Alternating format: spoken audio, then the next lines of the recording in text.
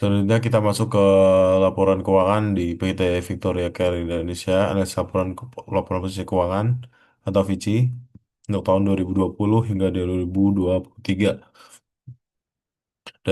Data ini mencakup berbagai indikator kinerja utama yang berhubungan dengan profitabilitas, aset, pendapatan, dan arus kas.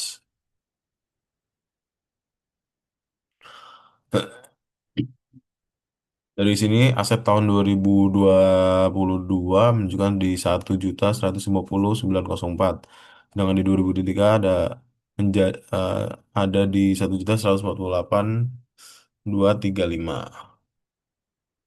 Dengan pendapatan di 2022 sekitar 1.145.000 dan di 2023 1.362.000. Dan ekuitas yang terjadi juga ada peningkatan ya. Di 2022 801.000 dan sedangkan di 2023 918.000.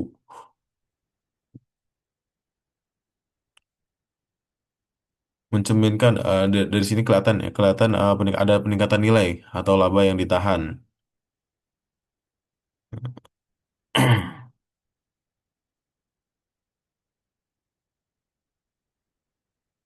Selanjutnya kita akan membahas di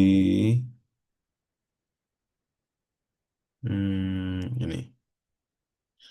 Ya, kita akan masuk di margin laba kotor.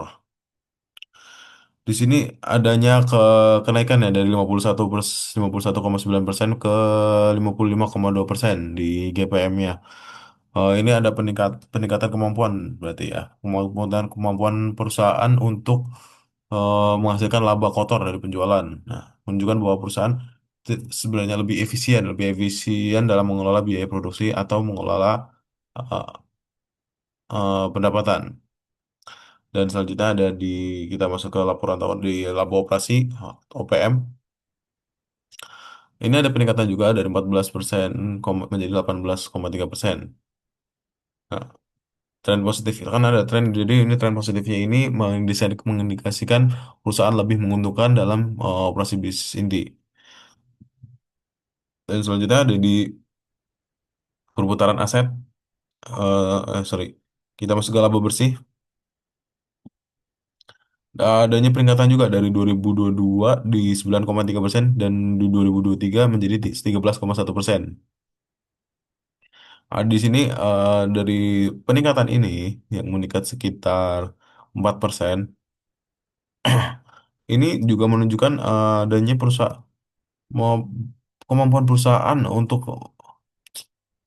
mengonversi pendapatan menjadi laba bersih setelah seluruh biayanya. Ada peningkatan 4% dari 9 menjadi 13. Kemudian kita masuk ke perputaran aset dan efisiensi di ATO. Di sini ada meningkat dari 0,9 menjadi 1,2. Nah, ini perusahaan semakin efisien untuk memanfaatkan aset dan untuk mem, apa ya, memperoleh pendapatan. Nah, perusahaan semakin baik. Kita di analisis DuPont. Nah, kita masuk ke DuPont. Di sini ada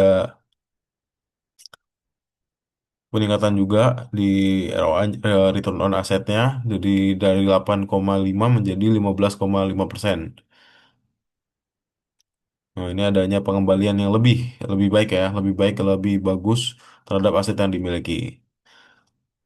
Nah, atau berarti ini ada bahwa perusahaan lebih efektif dalam menggunakan aset yang untuk menghasilkan pendapatan.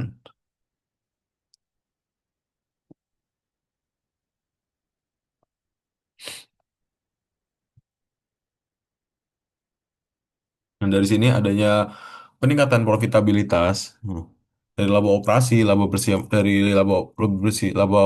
laba bersih yang meningkat menunjukkan eh, menunjukkan perusahaan itu mampu mampu menghasilkan margin lebih tinggi dari penjualan dan efisiensi dalam penggunaan aset. Perusahaan semakin efisien dalam menghasilkan pendapatan dari aset yang dimiliki yang menunjukkan pengelolaan yang lebih baik juga dan arus kas dan arus operasi yang kuat dari aktivitas operasi meningkat secara signifikan yang merupakan tanda positif bagi kesehatan keuangan dan kemampuan perusahaan untuk berinvestasi kembali atau mendistribusikan dividen. Posisi keuangan positif dengan ekuitas yang baik, tapi kewajiban yang ekuitasnya yang naik dan kewajibannya yang berkurang. Perusahaan pada posisi keuangan yang solid menunjukkan dalam itu posisi keuangan yang solid. Atau dalam kata lain, Fitch udah menunjukkan jalur pertumbuhan yang positif dengan penggunaan aset, dengan peningkatan profitabilitas dan efisiensi aset dan arus kas yang kuat juga. Penurunan kewajiban dan peningkatan ekuitas juga menunjukkan dasar keuangan yang kokoh.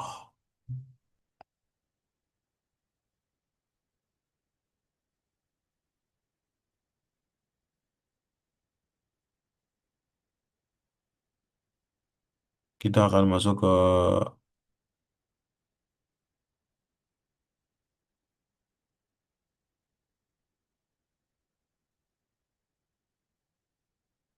analisis peer group.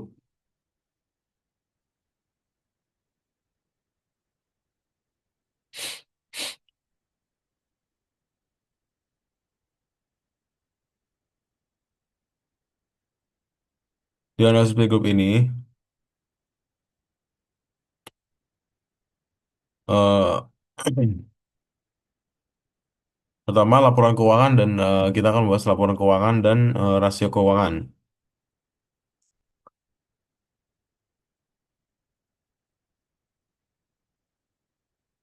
Dari sini Vici memiliki aset sebesar 1.148.235 dan ini lebih kecil dibandingkan Kino ya. Kino yang mencapai 4.646.378 juta dan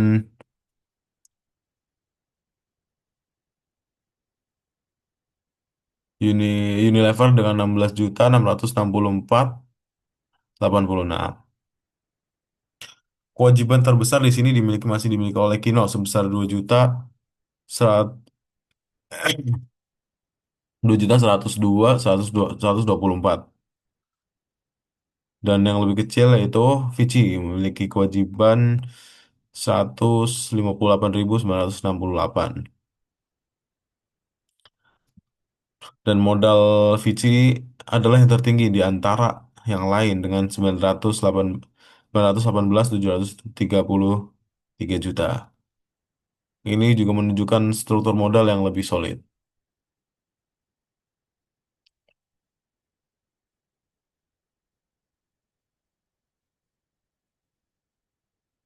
Dan kita masuk ke pendapatan laba bersihnya yang pendapatan Fiji dari revenue-nya itu mencapai 1.362.119 juta. Lebih kecil dibandingkan Kino yang mencapai 4.136. Dan yang lebih tinggi, yang paling tinggi adalah Unilever dengan 38 juta. Sedangkan MRAT yang mengalami kerugian hingga 14 minus 14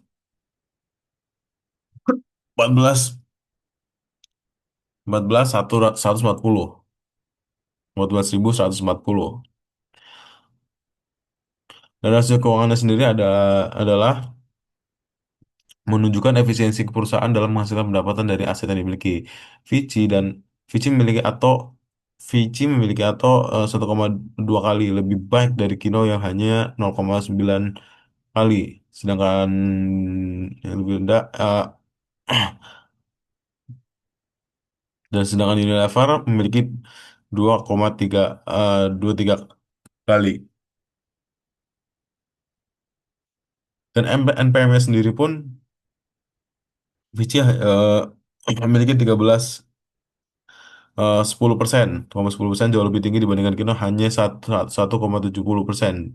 Dan MRAT yang mengalami kerugian sehingga negatif 4,7%. Dari ROI sendiri, Fiji sebesar 50,54% yang menunjukkan penggunaan aset yang efisien untuk menghasilkan keuntungan. Lebih baik dari Kino yang hanya 1,52% dan Emirate minus 2,23%.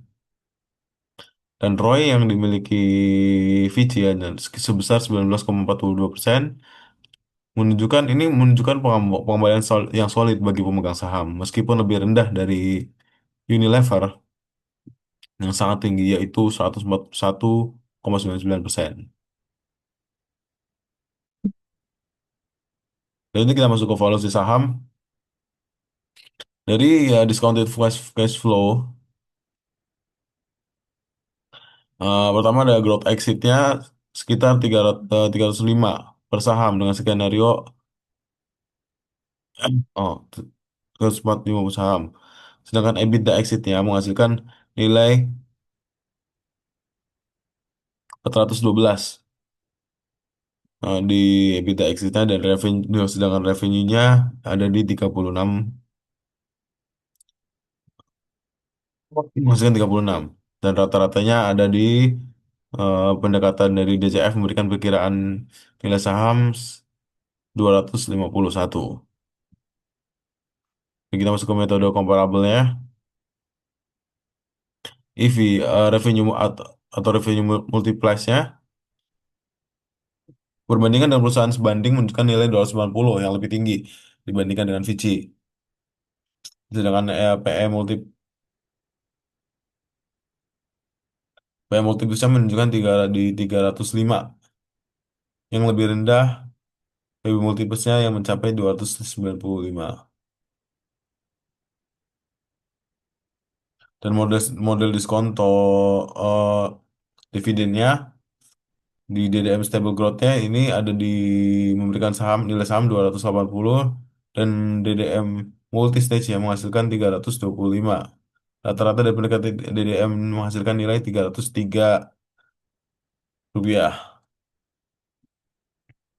Dan analisis valuasi. Nilai analisis valuasi dengan pembobotan memberikan 282,65 per sahamnya dan valuasi tanpa pembobotannya 290 per saham. Dan harga saham ini adalah 630 yang lebih tinggi dibandingkan nilai evaluasi yang dihitung untuk menggunakan kedua pendekatan.